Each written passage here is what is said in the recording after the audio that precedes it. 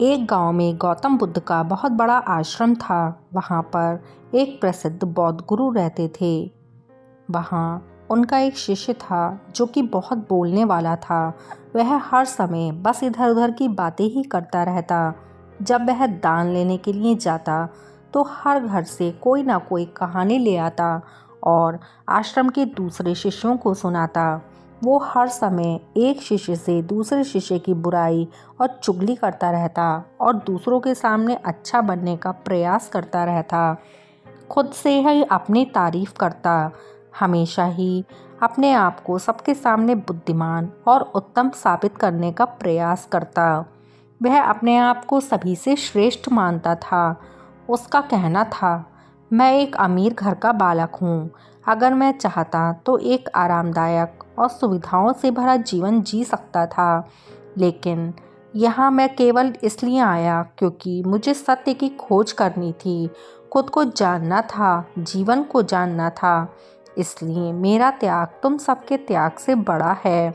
एक दिन गुरु ने आश्रम में सभी शिष्यों को बुलाकर कहा, आप सभी को अगले 1 महीने के लिए कोई संकल्प लेना है। इससे आपकी संकल्प शक्ति मजबूत हो जाएगी और आप में आत्मशक्ति का संचार होगा।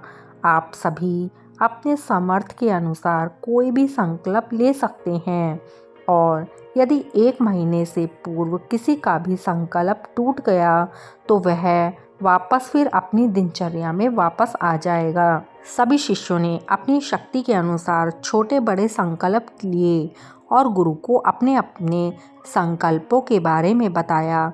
लेकिन वह शिष्य जो खुद को सबसे अलग और सबसे बड़ा दिखाना चाहता था, वह सीधे गुरु की कुटिया में पहुंच गया और बोला, मैं कोई छोटा मोटा संकल्प नहीं लेना चाहता, बल्कि खुद की ही तरह एक बड़ा और महान संकल्प लेना चाहता हूँ। कृपया आप ही बताएं मुझे क्या संकल्प लेना चाहिए। उसकी बात सुनकर गुरु मुस्कुराए और बोले, क्या तुम मेरे द्वारा दिए गए संकल्प को पूरा कर पाओगे? क्या तुम्हारे लिए उसे पूरा करना संभव होगा? शायद नहीं, वह तुम्हारे लिए संभव नहीं। तुम उसे पूरा नहीं कर पाओगे, इसलिए तुम खुद ही कोई संकल्प ढूंढो। शिष्य ने कहा, नहीं गुरुदेव, आप जो भी संकल्प मुझे देंगे मैं उसे पूरा करूँगा। गुरु ने कहा, ठीक है, तो तुम अगले 1 महीने तक चुप रहो, मुंह से एक शब्द भी नहीं निकालो। यही तुम्हारा संकल्प है। शिष्य ने कहा, गुरुदेव, यह भी कोई संकल्प है? यह तो बहुत आसान है। 1 महीने तक चुप ही तो रहना है। आप इससे बड़ा कोई और संकल्प दीजिए जो मेरी योग्यता के लायक हो, जिसे पूरा करने में मुझे समस्या हो। गुरु ने कहा, पहले तुम यही संकल्प लो और इसे पूरा करके दिखाओ। शिष्य ने गुरु की बात मान ली और वह उसी समय चुप हो गया और पलटकर कुटिया से बाहर चला गया। पहले उसे चुप रहना बहुत आसान लग रहा था।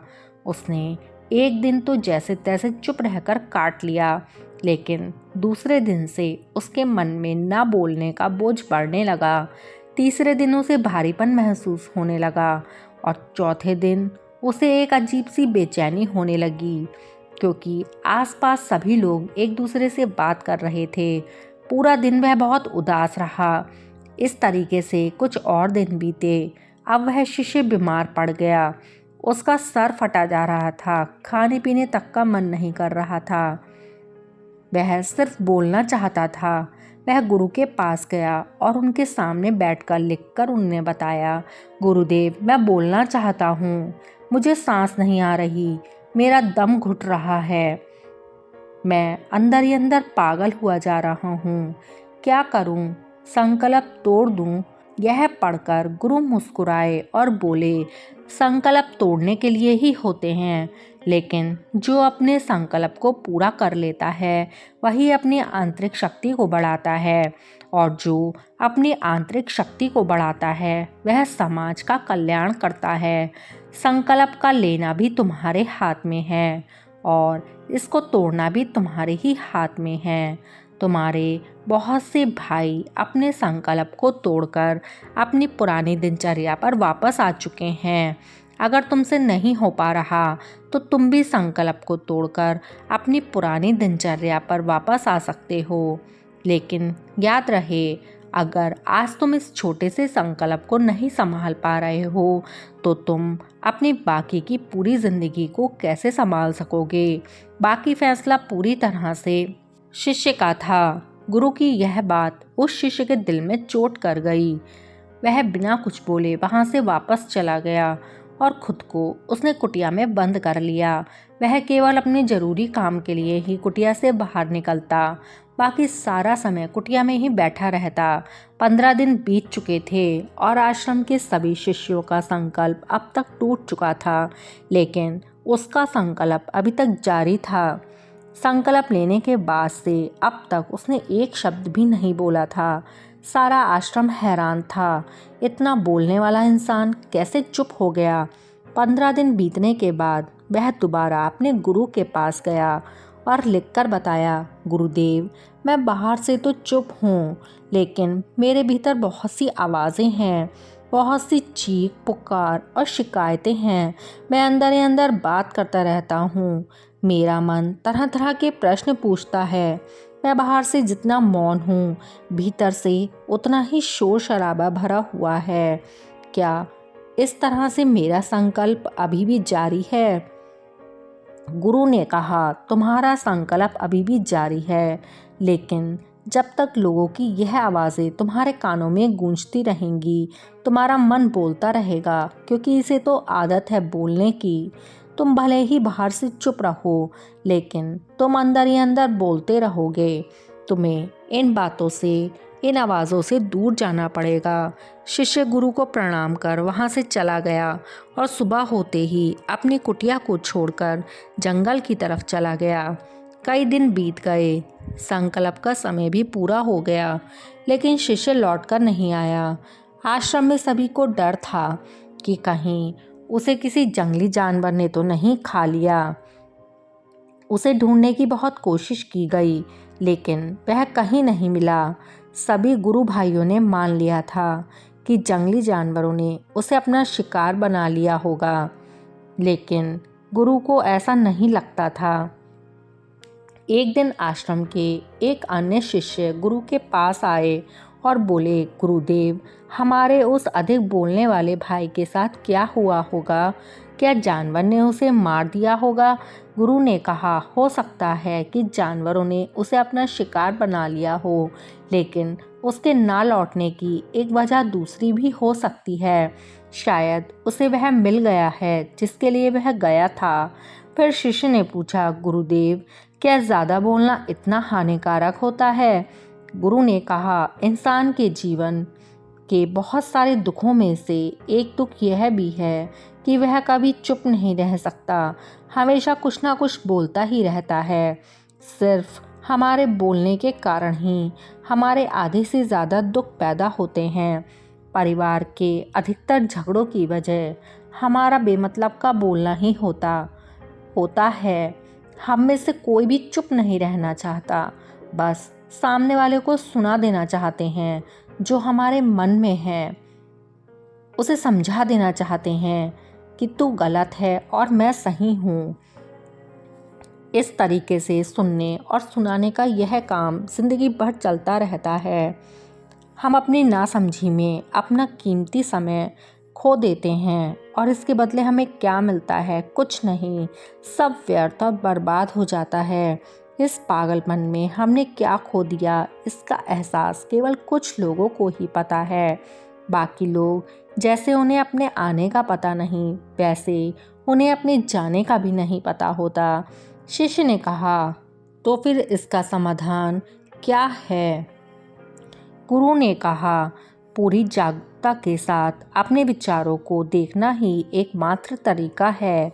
सारी मानसिक समस्याओं का वर्तमान में रहकर चिंतन करना, पूरी जागरूकता के साथ अपना काम करना जिंदगी में चमत्कारिक बदलाव ला देता है। उसके बाद वह शिष्य गुरु से अपने प्रश्नों के उत्तर प्राप्त कर उनको प्रणाम कर वहाँ से चला जाता है। उस शिष्य को आश्रम छोड़कर 3 महीने हो गए थे। उसकी कोई खबर नहीं थी। अब तक सभी ने उसके वापस लौटने की उम्मीद छोड़ दी थी, लेकिन अचानक एक दिन वह वापस आश्रम में लौट आया। उसे देखकर सभी के आश्चर्य और खुशी का ठिकाना न रहा। लेकिन अब वह वैसा नहीं था जैसा गया था। वह बिल्कुल बदल चुका था। वह कुछ और ही बनकर वापस आया था। उसके अंदर एक अजब सा बदलाव था। उसके चेहरे पर एक अजीब सी शांति थी। आश्रम में आते ही सभी ने उसे घेर लिया। सब बातें करने लग गए। वह भी अपने गुरु भाइयों से बातें करने लगा। सबने यह अनुभव किया कि वह अब पहले की तरह बातूनी नहीं रह गया। उसके मुंह से एक एक शब्द बहुत मधुरता के साथ आ रहा था। थोड़ी देर तक सबसे बात करने के बाद वह सीधा अपने गुरु की तरफ गया। उसने गुरु के चरण छुए और कहा, गुरुदेव, क्या मैं अभियान हूँ? क्या अभी मेरा संकल्प जारी है? गुरु ने कुछ देर तक शिष्य की आंखों में बड़े ध्यान से देखा और कहा, हाँ, तुम अभी भी अभियान में हो। तुम्हारे मुंह से एक भी शब्द नहीं निकल रहा। तुम्हारा संकल्प अभी भी जारी है। शिष्य ने कहा, गुरुदेव, जब मैं आश्रम से गया तो मैं मुंह से तो चुप था, लेकिन मेरे अंदर बहुत सी आवाज़ें हो रही थीं। मन में बहुत से प्रश्न थे जो बंद नहीं हो रहे थे।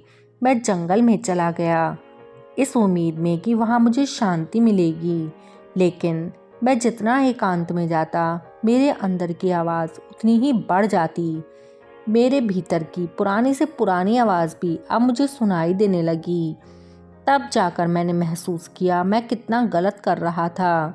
जब मैं अपने परिवार वालों और दोस्तों और गुरु भाइयों को बुरा भला कहता तो उस समय मुझे लगता मैं सही कह रहा हूँ। जब मैं चुगली करता, उनका मजाक बनाता, तब भी मुझे यही लगता कि मैं उनसे बेहतर हूँ और सही कर रहा हूँ। लेकिन उस दिन पहली बार मैंने महसूस किया कि मैं कितना गलत था। काफ़ी दिनों तक यह सारे शोर और शिकायतें मेरे अंदर चलती रहीं, लेकिन धीरे धीरे करके एक दिन यह सारी आवाज़ मेरे अंदर से ख़त्म हो गई। मैं भीतर से भी मौन हो गया। उस जंगल में कोई बोलने वाला नहीं था और भीतर कोई आवाज़ नहीं थी। और उस दिन मैंने पहली बार मौन का सही अर्थ समझा। मेरे चारों तरफ बहुत शांति थी। हालांकि अभी भी कुछ आवाज़ आ रही थी जो पहले भी आती थी, लेकिन मैं उसे सुन नहीं पाता था। अब वह सभी आवाज़ें मुझे स्पष्ट रूप से सुनाई दे रही थी। हवा के चलने की आवाज़, चिड़ियों के चहकने की आवाज़, पानी के बहने की आवाज़, सभी आवाज़ें मैंने पहली बार सही से सुनी। चारों तरफ इतनी शांति मैंने कभी महसूस नहीं की थी। इस शांति को भंग करने के लिए मैंने पहली बार अपने मुंह से कोई शब्द निकाला। मैं चिल्लाया, ईश्वर, ये कैसी शांति है? सब कुछ इतना शांत क्यों है?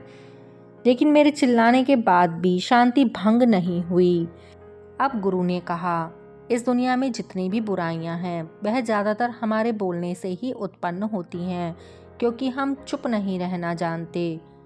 हम सामने वाले को सुनना नहीं चाहते, बल्कि सामने वाले की बोलती बंद कर देना चाहते हैं और हमेशा एक दूसरे की शिकायत में लगे रहते हैं। दुनिया की सभी लड़ाइयाँ केवल बोलने के कारण ही होती हैं, इसलिए हमें सिर्फ उतना ही बोलना चाहिए जितना ज़रूरी है। मित्रों, इस कहानी की सीख यही है कि व्यर्थ का बोलना अपनी ऊर्जा को नष्ट करना है और यह बोलना हमें कभी भी भीतर की ओर लौटने नहीं देता। चुप रहने में अद्भुत शक्ति है। यदि हम सही समय पर सही शब्दों का प्रयोग करें तो हम अपने जीवन को सकारात्मक दिशा में बदल सकते हैं।